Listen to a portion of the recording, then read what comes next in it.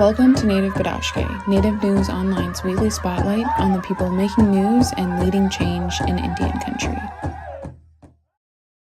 Welcome to another episode of Native Bidaské. I'm Levi Rickert, your host. I'm editor of Native News Online. Last month, July 16th, was commemorated for the 80th anniversary of the Trinity Test, which was the first ever detonation of a nuclear bomb. It was conducted in the United States in New Mexico, in the desert of New Mexico, actually known as the Manhattan Project. It marked the beginning of the nuclear age. What is often ignored in conversations really are the negative impacts that the nuclear age presented to the residents in America's Southwest, particularly those who lived near the test and who reside around where the uranium mining took place for many years. With us today to discuss this serious issue are Tina Cordova and Loretta Anderson. Tina Cordova is co-founder of Tularosa Basin Downwinders Consortium in New Mexico. Loretta Anderson is co-founder of the Southwest Uranium Miners Coalition from the Pueblo of Laguna, also in New Mexico. Welcome to Native Bidaské, Tina and Loretta. How are you two today?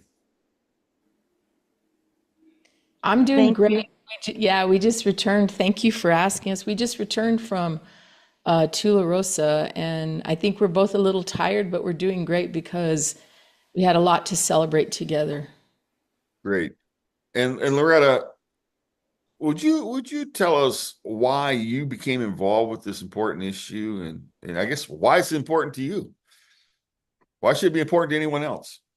Well, I have grandparents, my father, my mother, my brothers, so many family members worked at the uranium mines. And I got involved in 2014 because there was so much confusion. A lot of our people didn't know where to go. Many of our post-71 miners were filing claims, and yet the bill had not been passed. So I met up with Tina, and she has been my mentor that has helped me through this, and we've worked together hand in hand for many years. Myself, it's been 11. And so that's basically why I got involved. Many of our people are sick and suffering and dying due to the uranium that was processed here and transported from the Jack Pile mines, which at one time was the largest open pit mine in the world. And I live 11 miles from it. And many of our people up in our village of Pewati, they live within a quarter of a mile of it. And it's never been cleaned up. It's never been covered up. It's just a big hole, and the toxins that are coming out of it have not been cleaned up.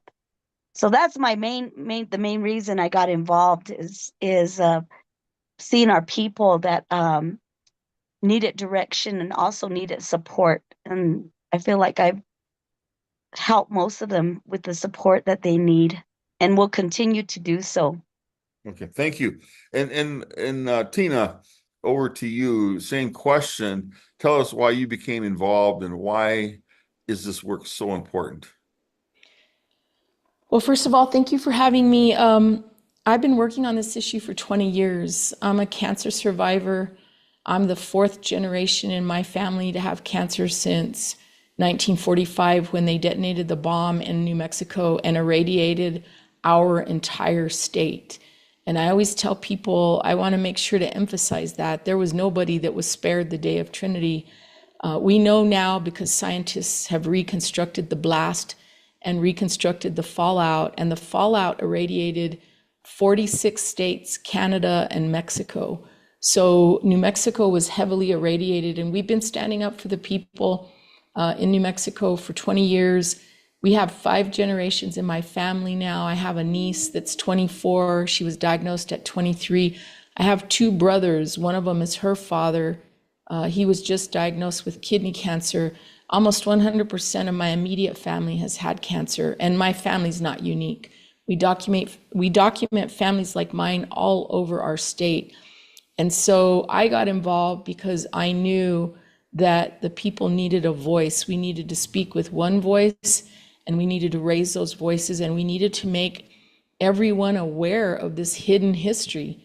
You know, many people have seen the Oppenheimer movie, and they learned about Trinity and the Manhattan Project. But what the movie Oppenheimer, never addressed was the horrible harm that was done to the people of New Mexico once they detonated that bomb and left. The government has never returned to assess the damage, and only until July 3rd of 2025, we have been left unacknowledged. And so this is a huge issue for us. One person dies and we bury them, and then someone else is diagnosed. No, thank you. And as I'm sitting here listening to you both, combined, you have 31 years involved with this. So thank you both for being here today. This is as I said earlier, it has been basically ignored. And you know, we talk about war, we talk about you know, arms, and people don't always realize the fallout that happens to those who live close to in proximity to where they're being produced, or in this case, uranium being mined, and even the tests. Who wants to talk about what actually happened on July 16th, 1945? Just so the viewers who may not really be, you know, the term Trinity Test, but tell us what that really involved. What happened on the July 16th, 1945? Well, our government was in a rush to take bombs to Japan, but they had to test them. We originally started the Manhattan Project because the US government believed that Germany was in the middle of constructing an atomic device. Indeed, they were not.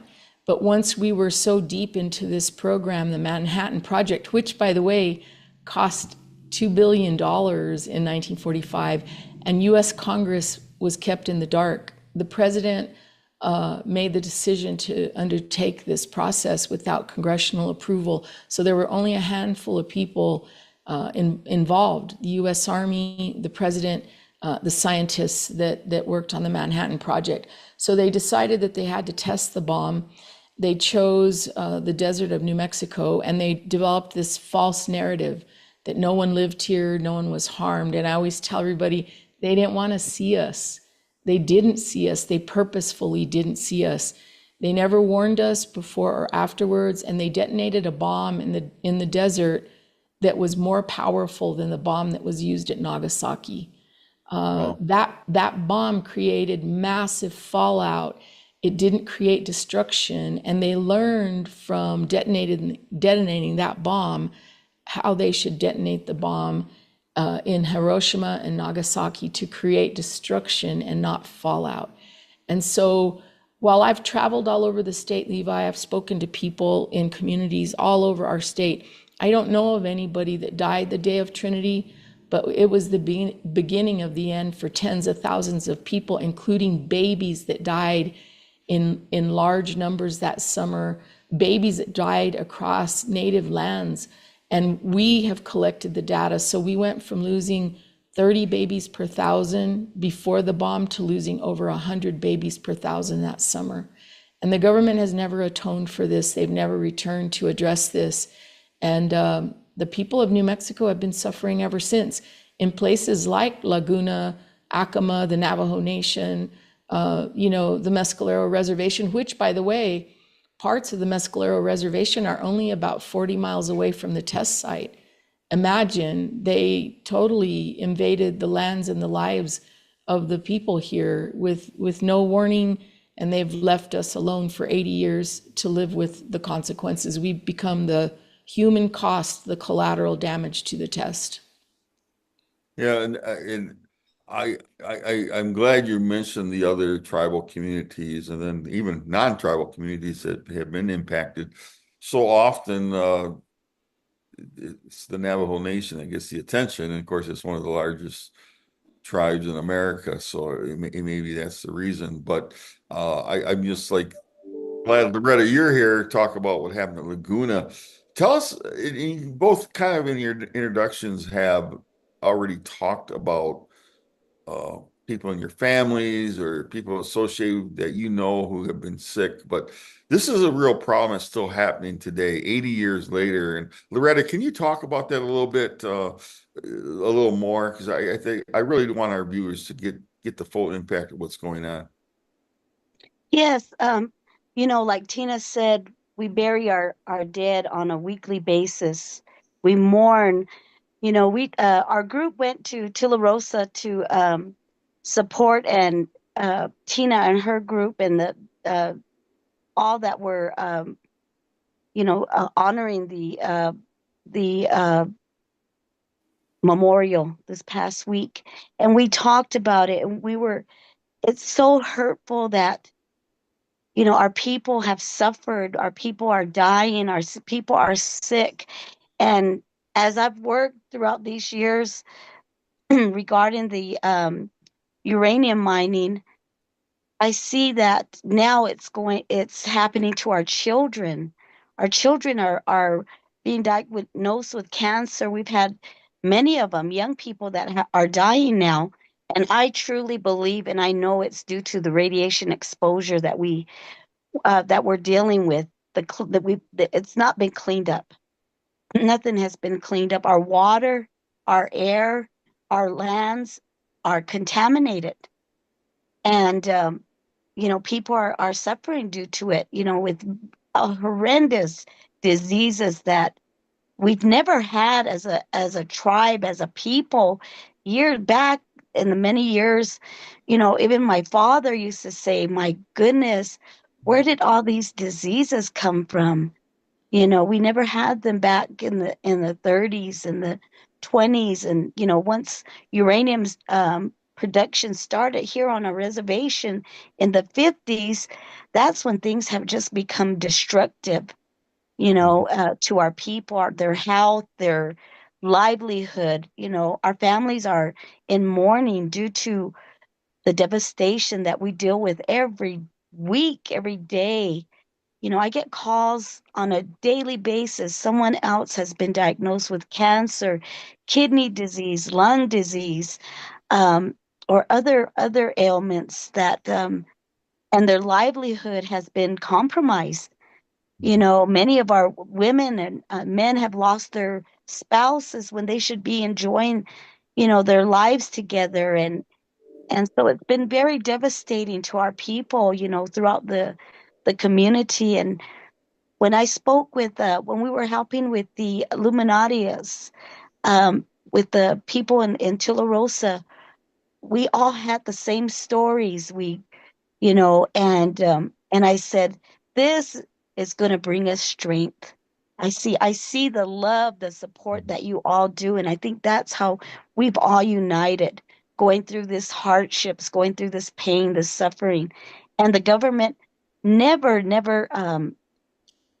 acknowledged it. And that was, I think, one of the most painful things. And now they finally have. And I'm so thankful, for all the hard work that so many have done to get this bill passed. Yes. So, Well, we suffer. yeah, and I do want to make a point, and it came to me as I'm listening to you two women talk about the situation. Unlike a flood that you see the water coming, rising up, or cars moving, getting pushed down the stream because the flood came out of nowhere. Unlike a fire that you see the devastation of forest fires and the wildfires spread, uranium, you really don't see it. And it's in the water, it's in the ground, it's in the atmosphere.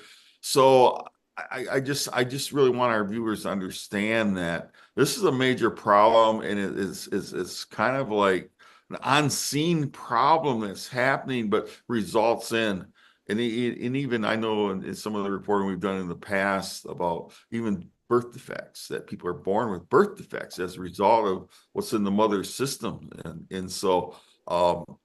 This is good. There's been some relief. Last month, President Trump signed the continuing resolution budget bill that included funding for and it's called RECA, but let me tell you what it's spelled out is Radiation Exposure Compensation Act, RECA. And I guess in the past, there'd been like $50 million given. What is the dollar amount that was in this bill? Who could talk to that? Tina? Yeah, so Levi, before I get into that though, I just want to thank you for the analogy that you just made about the fires and the floods. I often say that radiation is the silent serial killer. When you have a flood or a fire, there's a time for recovery, for rebuilding, for, cleaning up. But with radiation, there's no way to take it back. And the thing about radiation is that these isotopes released by testing and by mining have exceedingly long half-lives. Plutonium that was used in the Trinity bomb has a half-life of 24,000 years. Wow. And they're finding very high levels of plutonium all across New Mexico. Scientists have now returned, independent scientists, one from Northern Arizona University, Dr. Michael Ketterer. He's taking plant, soil, and water samples, and he's finding the highest levels of plutonium that he's found any place in the world, higher than Rocky Flats, higher than Chernobyl. And so sometimes people ask me, why should I be concerned about this? And I'll tell you why. We're in the middle of a nuclear arms race. They're going to start testing again. They've already started mining again. Mm-hmm. And we should all now be educated and aware, because I have said for many, many years, when they did all of this to us in the 40s and the 50s, they counted on us to be uneducated, unsophisticated, and unable to stand up for ourselves. We're not those people anymore. They can't come here and take advantage of us and walk away. We have to stand together, and we have to make sure it doesn't happen. And now that I've mentioned that, the Radiation Exposure Compensation Act, or RECA, it offers for the first time ever relief to what are called the post-71 uranium workers. Imagine, they cut off the compensation at 1971, and not because it became safe. They cut it off because that's when uranium started to become available to industries where they built power plants. So our government said industry should have to take care of the workers now. Well, industry never does. What they did in Laguna, Pueblo, Acoma, and the Navajo Nation is they packed up their processing equipment, they closed their doors, they changed their names, and they moved someplace else. And they left the people with the waste and the disease, and they never helped a single person. And so RECA finally includes the 1971 and the post-71 uranium workers, thank God, and they get health care, and they can eventually qualify for up to $400,000 in compensation. It does not address their families, though, and the diseases their families have had. And then the downwinder part, which some family members will apply and receive help with because they're downwinders of the mines and they're downwinders of the testing, is that you'll be able to apply for a one-time payment of reparations of $100,000. You can apply on behalf of a deceased loved one. You have to prove that you lived in New Mexico for 1 year between 44 and 62, and you have to have one of the 19 compensable cancers. So does it go far enough? No, because we wanted healthcare coverage for downwinders, and they stripped it out saying it's going to cost too much. Imagine we spent close to $10 trillion since the beginning of the Manhattan Project, the testing and development of nuclear devices, 10 trillion. And RECA in total over 35 years has only paid out $2.5 billion. It's a pittance, actually. We should be ashamed that our government has taken such advantage of its own citizens. And I always say, Levi, and I have to insert this, the people of New Mexico are true patriots. During World War II per capita, we had more people, men and women, enlist in the service of our country, die in the service of our country. I have a grandfather buried in Belgium, and we bought more war bonds. And a lot of those people were Native men and women. And our government still, even though we're true American patriots, still to this day does not acknowledge or recognize all of that service, all of that commitment, all of that sacrifice and suffering. Yes. And thank you for that. And Loretta, in your opinion, is there enough money Was that enough money? Oh no, money can't buy life. Money cannot buy health, uh, suffering. You know, it's nothing compared to the suffering our people are going through. And so, if anything, my father died of cancer, and he was a uranium miner, and he received compensation. He was a pre-71 miner. I'd give anything to have my father back. Money could never replace him. My mother was diagnosed with pulmonary fibrosis. She worked in the office at one of the at Ohio mines, and she was diagnosed with the disease. She wouldn't be eligible because she worked in the office. I'd give anything to have her back. Money will not ever replace my grandparents, family members, our people here on the reservation and throughout our communities. Money cannot buy family back. Well, It's not enough. yeah, I really empathize with what you're saying and sympathize with you. Tina, what are the next steps? What are you what are your groups doing to keep rattling the chain, so to speak, so that Congress and the president pay attention to this crisis? So, what are the next steps? Well, first of all, Loretta, who has been filing claims on behalf of miners for years, she's going to be key to the process of training people from throughout New Mexico to go into communities and file claims on behalf of people. We're warning everybody, do not hire an attorney or anybody else to represent you until you have had an opportunity to work with a volunteer or somebody who we place in your community to help you enroll in the program. If you start working with an attorney or an organization, they will charge you a fee.